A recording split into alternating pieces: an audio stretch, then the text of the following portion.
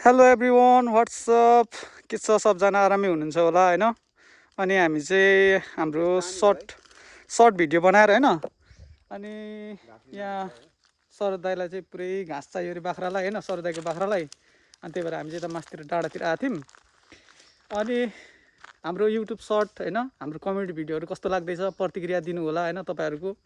राम्रो छ भने राम्रो छ भनिदिनु नराम्रो छ भने नराम्रो भनिदिनु हैन जस कमेन्टमा हान्नु होला हैन अनि ठ्याक्क आएको अहिले चाहिँ यो काफल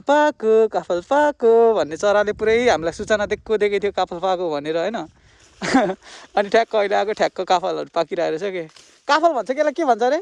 थाकल थाकल पाकिरहेको रहेछ हैन सानो खजुर दुबईमा पाउने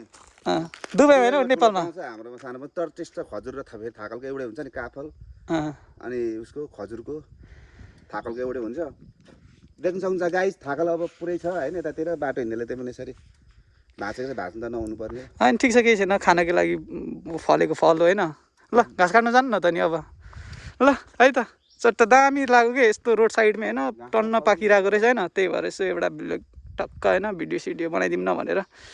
अनि यो चाहिँ हाम्रो उता खोटाङतिर जाने हाइवे हो हैन